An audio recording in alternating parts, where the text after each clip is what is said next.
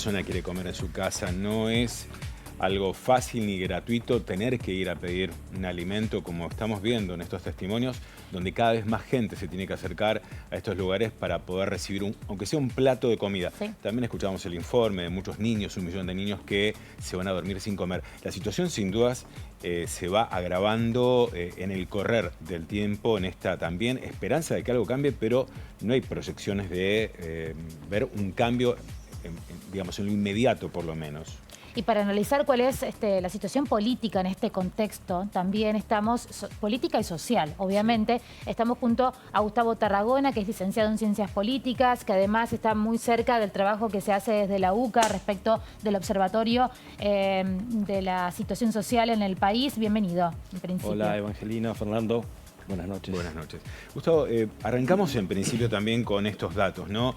Hemos visto que desde la UCA, desde el Observatorio de la Pobreza, se elaboran informes que incluso en las gestiones anteriores fueron cuestionadas, en estas también, pero ¿cuál es la proyección? ¿Cómo, digo, pensando en esto, ¿no? En cómo vamos proyectando esa luz de esperanza.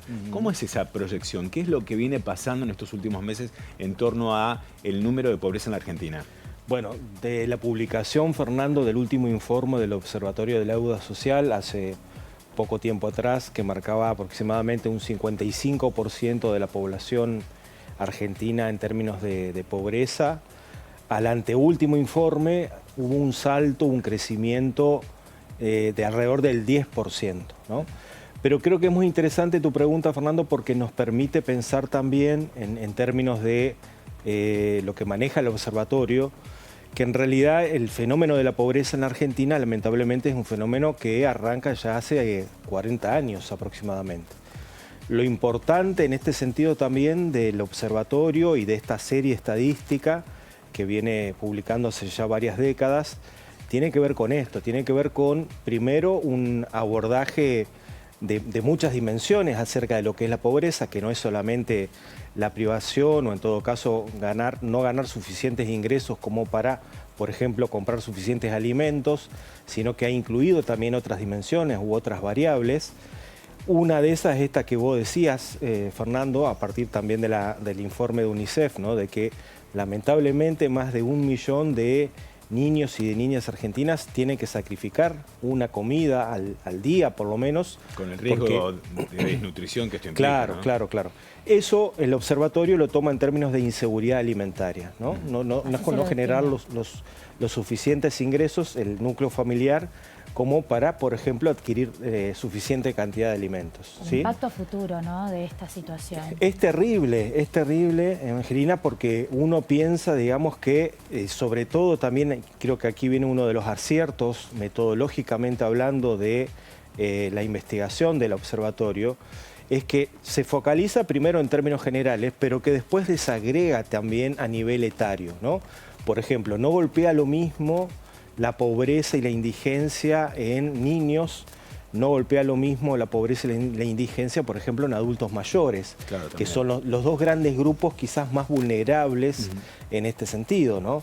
Esto es importante porque, como vos decías, Fernando, de alguna manera como sociedad argentina tenemos que hacernos cargo, ¿no es cierto?, de este enorme desafío político, digamos, social, y también lo que vos decías, Evangelina, pensando que estas próximas generaciones van a llegar mucho más desvalidas que las generaciones de hoy en día para afrontar un mundo más complejo. Claro, la desnutrición genera secuelas permanentes en muchos niños, niñas, adolescentes y adultos mayores, obviamente disminuye la posibilidad de sobrevida.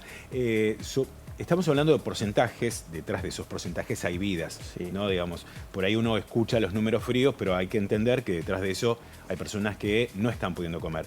De ese 55% que se dio a conocer, que es el último dato, ¿qué proyecciones tienen hoy para agosto? ¿Ustedes están observando que van incrementos, se estaciona, hay una disminución? ¿Cuál es la mirada en torno al presente de agosto? Sí, bien. El último informe, Fernando, hizo algunas proyecciones también para el primer trimestre, ¿no es cierto?, del año 2024, y muy probablemente también haga proyecciones para el futuro venidero. Todo indica, digamos, que la situación social se va a seguir, digamos, deteriorando.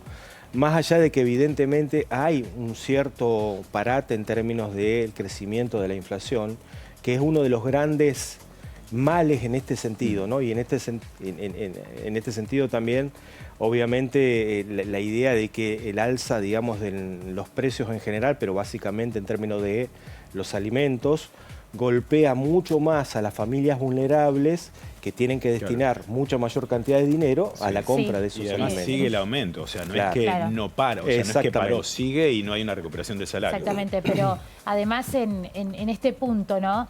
El punto de partida siempre se plantea, ¿no? A nivel social, porque muchas veces hablamos de las oportunidades, igualdad de oportunidades. El punto de partida de la sociedad, cuando tenés este nivel, este porcentaje de población infantil, ¿no? De niños, niñas y adolescentes que están ya en extrema vulnerabilidad alimenticia. ¿Cuál es el punto de partida para esa generación, no?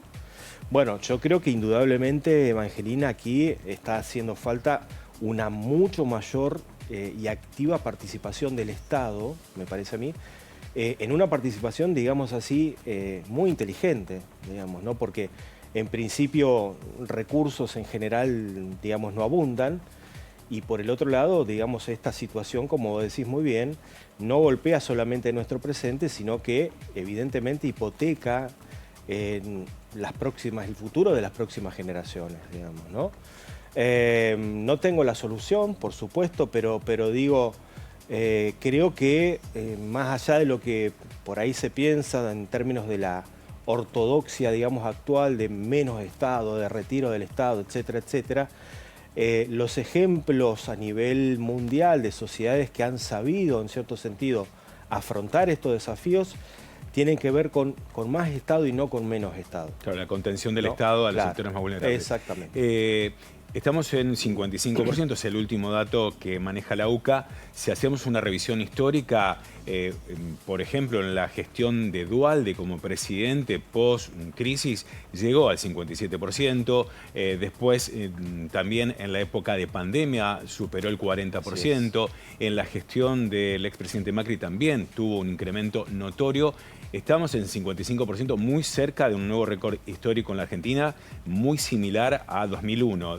Digo, más allá de la cifra, en la observación que hace la UCA en terreno, ¿tiene similitudes con el 2001, con esa crisis del 2001 y post-2001? Tiene en gran medida muchas similitudes.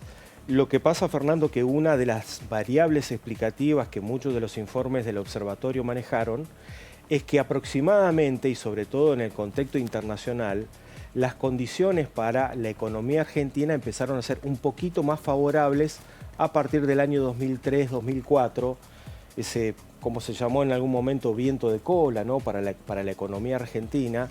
Entre el año aproximadamente 2006 y el año 2012-2013, la economía argentina, digamos, crece efectivamente.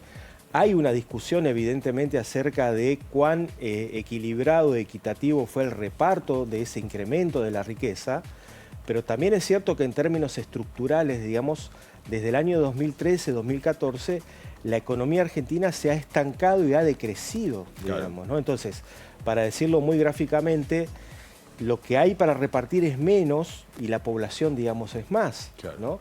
Y en el contexto internacional, piensen ustedes, han estado dando también estas noticias, por ejemplo, ¿no?